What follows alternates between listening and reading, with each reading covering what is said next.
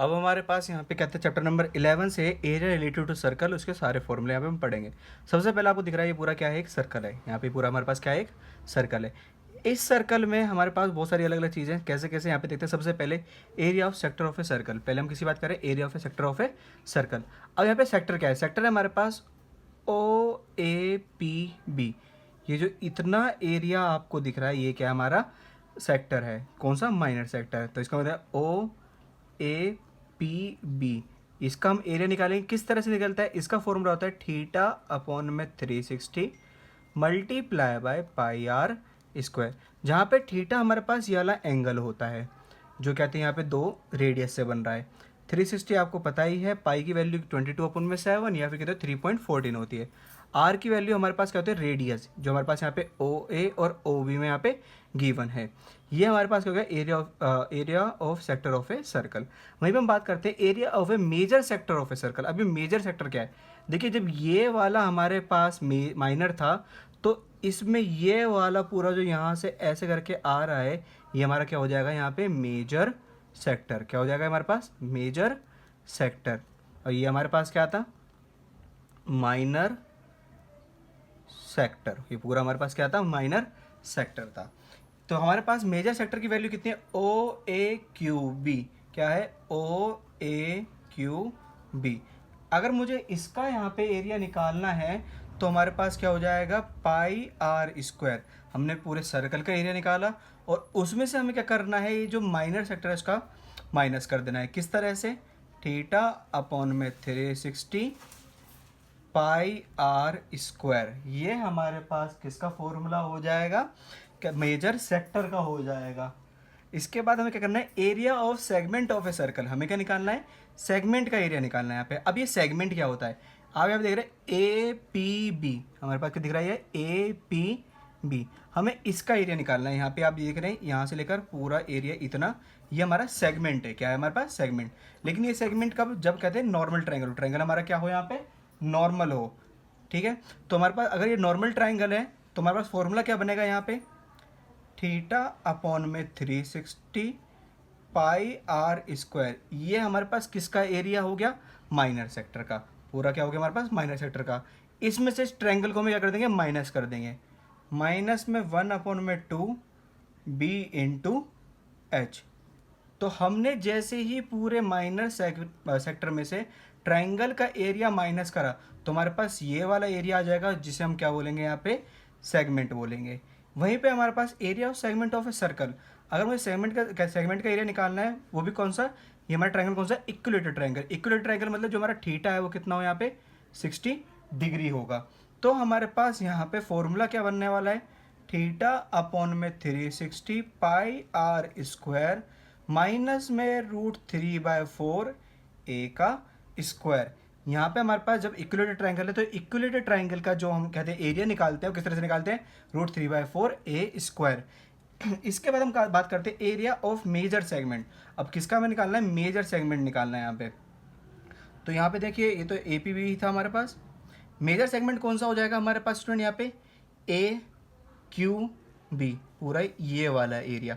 तो मुझे अगर ये निकालना है तो क्या करूँगा मैं, पाई आर स्क्वायर। हमने क्या करा, जो हमारे सर्कल का एरिया था उसमें से हमने माइनर जो सेगमेंट है उसे निकाल देना है। सेगमेंट को क्या कर देना है, निकाल देना है। इसका मतलब हमारे पास ये जो फॉर्मूला है हम कह देंगे यहाँ पे एरिया ऑफ माइनर सेगमेंट। ज़्यादातर बच्चे सेगमेंट और सेक्टर में बहुत ज़्यादा कंफ्यूज रहते हैं, तो ये कन्फ्यूज़न अपनी सबसे ज़्यादा दूर रखेंगे। क्यों, क्योंकि सेगमेंट अलग है और सेक्टर अलग है। सेक्टर हमारे पास पूरा ये है और सेगमेंट क्या हमारे पास सिर्फ इतना सा जो आर्क से रिलेटेड है। अब आते length of arc of A sector.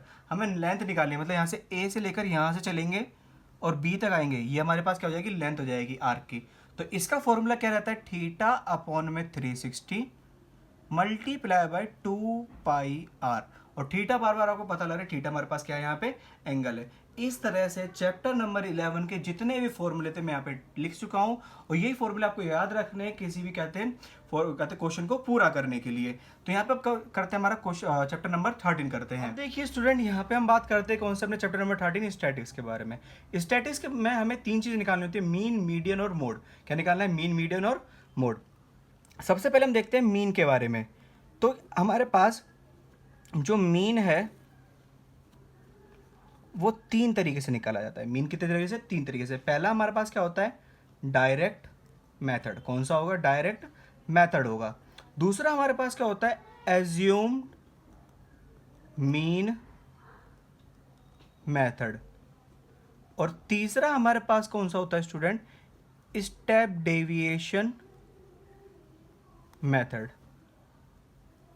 ये हमारे पास 3 तरह के हमारे पास क्या रहेंगे? यहाँ पे फॉर्मूला रहेंगे। डायरेक्ट मेथड में हम मीन निकालते हैं, मतलब एक्स बार। फॉर्मूला क्या होता है? Sigma F I X I upon में sigma F I. Sigma F I X I का मतलब क्या है? जो कहते हैं फ्रीक्वेंसी और जो मिड पॉइंट आपने निकाला है इन दोनों का मल्टीपल का सम। और नीचे एफ आई का मतलब क्या है हमारे पास? फ्रीक्वेंसी का सम। वहीं पे एज्यूम मीन में हमें अगर निकालना है मीन, तो फॉर्मूला हमारे पास क्या होता है? ए प्लस में sigma F I D I upon में सिग्मा एफ आई। वहीं पे स्टेप डेविएशन में हमारे पास फॉर्मूला क्या होगा? ए प्लस में sigma F I U I upon में sigma F I multiply by H. ये हमारे पास है क्या? मीन निकालने के 3 फॉर्मूले, direct method, assume mean method और स्टेप डेविएशन मेथड। इसके बाद हम क्या निकालते हैं? यहाँ पे मोड निकालते हैं। अब मोड किस तरह से निकलता है स्टूडेंट? हमारे पास मोड के लिए हमें क्या निकालना है यहाँ पे? मोड। तो मोड का हमारे पास फॉर्मूला क्या रहता है? एल प्लस में F one minus F zero two F one minus F zero minus F two into में एच। ये हमारे पास मोड का फॉर्मूला रहता है, जहाँ पे हमारे पास ये एल जो होता है, एल क्या होता है?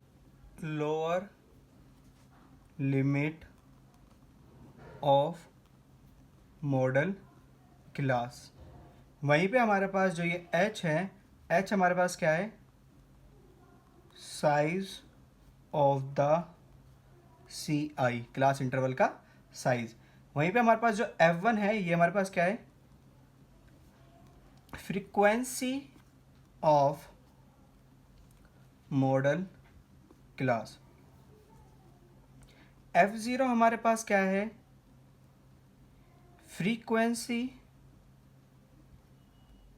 Of the